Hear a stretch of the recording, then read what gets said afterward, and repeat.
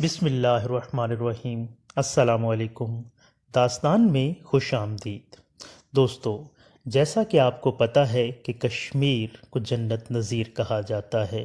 کشمیر کی حسن اور خوبصورتی کو دیکھنے کے لیے لوگ دور دور سے کھنچے چلے آتے ہیں۔ اسی کشمیر میں ایک درگاہ حضرت بل کے نام سے بہت مشہور ہے۔ درگاہ حضرت بل یہ یہاں پر کیسے بنی، یہ مزار کن کا ہے، اور اس کے قریب موجود مسجد کب اور کیسے بنی، اس کے لیے انتہائی ایک دلچسپ واقعہ ہے۔ تو آئیے میں آپ کو اس درگاہ سے جڑا ایک بہت ہی منفرد اور عشق کا حقیقی واقعہ سناتا ہوں۔ بات کچھ اس طرح ہے کہ سید عبداللہ حسنی جو کہ نواسۂ رسول حضرت امام حسن مجتبیٰ رضی اللہ عنہ کی اولاد میں سے تھے۔ آپ نے کسی وجہ سے ہجرت کی اور عرب شریف سے ہند تشریف لے آئے۔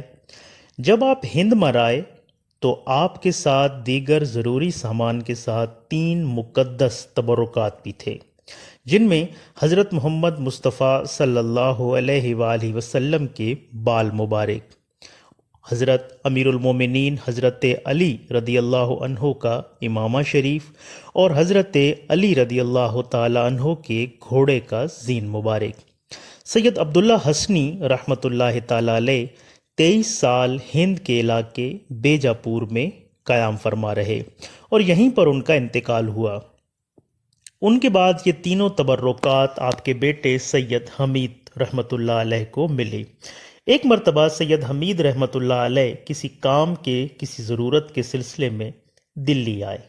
یہاں تک 5 سال تک ان کا قیام مغل سرائے میں رہا۔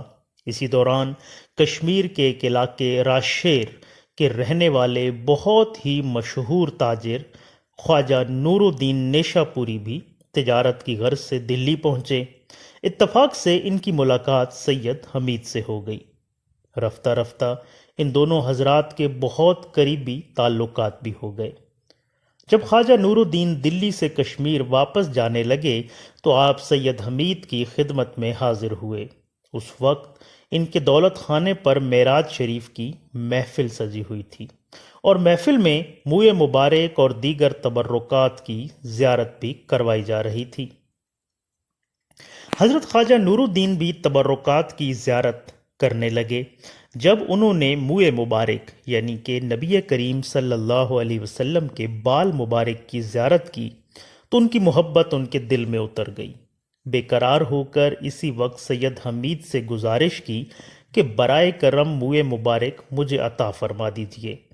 سید حمید نے فرمایا، آپ تجارت پیشہ ہیں، تجارت کے کاموں میں مصروف رہیں گے، موئے مبارک کی پوری طرح تعظیم نہیں ہو پائے گی۔ ادھر خواجہ نور الدین پر موئے مبارک کی محبت کا ایسا غلبہ تھا کہ انہیں کسی پل چین نہیں آ رہا تھا۔ دل سے آہیں نکل رہی تھیں اور آنکھوں سے آنسو بھی جاری تھے۔ اسی رات سید حمید رحمۃ اللہ تعالی علیہ کو نبی اکرم صلی اللہ علیہ وسلم کی خواب میں زیارت نصیب ہوئی۔ آپ صلی اللہ تعالی علیہ وسلم نے فرمایا، بیٹا حمید، نور الدین کو مایوس مت کرو، اس کی مراد پوری کر دو۔ سید حمید کی جب آنکھ کھلی تو آپ نے فوراً خواجہ نور الدین کو بلایا اور بڑے ادب اور احترام کے ساتھ موئے مبارک یعنی بال مبارک انہیں عطا کر دیے۔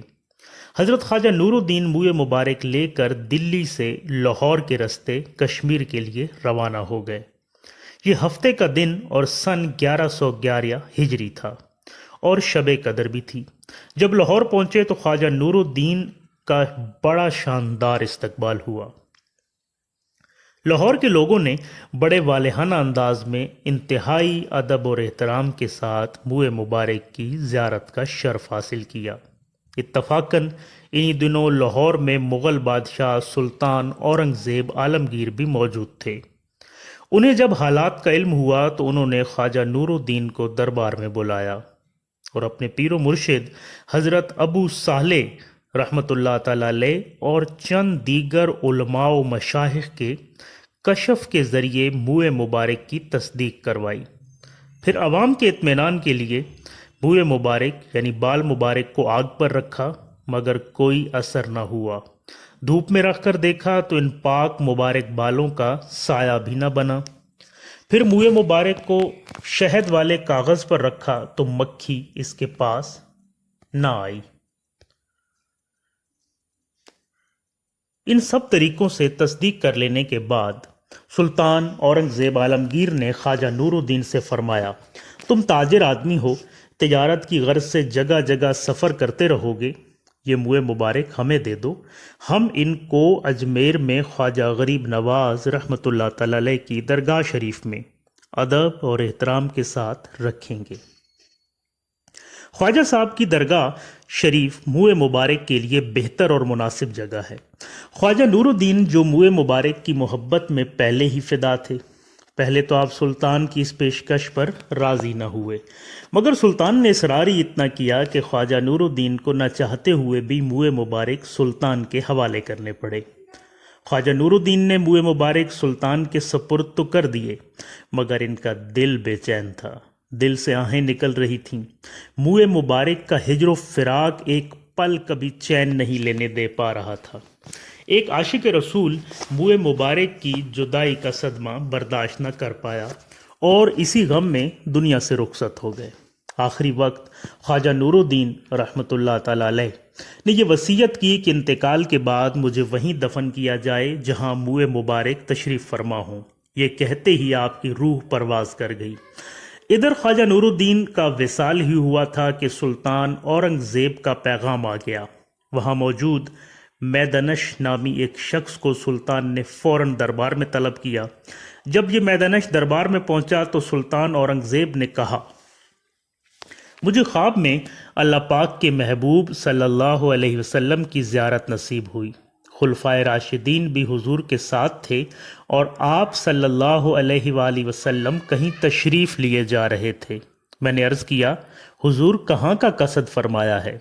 इरशाद फरमाया, दिल्ली से आ रहा हूँ और कश्मीर जाने का इरादा है। तुमने हमारे आशिक को गमगीन और मायूस कर दिया, उसकी तमन्ना पूरी कर दो। सुल्तान औरंगज़ेब आलमगीर का ख्वाब सुनकर मैदनश ने बताया कि हुजूर ख्वाजा नूरुद्दीन रहमतुल्लाह तआला अलैह तो वफ़ात पा चुके हैं और आपने वसीयत की है कि जहां मुँह मुबारक हों मुझे वहीं दफन किया जाए। ये सुनकर सुल्तान को बहुत सदमा हुआ, लेकिन अब कर भी क्या सकते थे। बहरहाल अब सुल्तान ने मुँह मुबारक को संदल के एक संदूक में रखवाया और पालकी को खूब सजाकर मुँह मुबारक के संदूक और ख्वाजा नूरुद्दीन रहमतुल्लाह अलैह के जस्त खाकी को कश्मीर के लिए रवाना कर दिया। ये मुबारक काफ़िला लाहौर से रवाना हुआ और 1111 हिजरी बरोज़ जुमा शुपयान नामी इलाके में पहुंचा। मुँह मुबारक के इस्तकबाल के लिए हज़ारों का मजमा रस्ते पर जमा था। शेखुल वक्त हज़रत दाऊद चिश्ती रहमतुल्लाह तआला अलैह के साथ दीगर कई उलमा व मशाइख दुरूद व सलाम पढ़ते हुए निहायत अदब और एहतराम से नंगे पाँव चल रहे थे। उलमा व मशाइख के मशवरे से बाग सादिक खान में शाहजहान बादशाह की बनाई हुई एक खूबसूरत इमारत में मुँह मुबारक को रखा गया और ख्वाजा नूरुद्दीन रहमतुल्लाह तआला अलैह के अजीज़ों ने इसी इमारत के साथ ज़मीन खरीद कर आपको वहाँ दफन कर दिया। चंद दिनों बाद सुल्तान औरंगज़ेब ने कश्मीर के गवर्नर को पैगाम भेजा कि हज़रत बल यानी वो इमारत जिसमें मुँह मुबारक तशरीफ़ फरमा हैं, इसको मस्जिद बना दिया जाए, वहाँ नमाज पंजगाना और जुमे का इंतज़ाम किया जाए और सुबह शाम दुरूद पाक की भी कसरत की जाए और इस मस्जिद का मुतवल्ली ख्वाजा नूरुद्दीन रहमतुल्लाह तआला अलैह के वरसा में से किसी को बना दिया जाए। तो ये थी किस्सा दास्तान दरगाह हज़रत बल और उससे मुल्हिका मस्जिद का। इसी तरह के वाक़यात को सुनने के लिए हमारे चैनल को सब्सक्राइब कीजिए और इस वीडियो को लाइक कीजिए।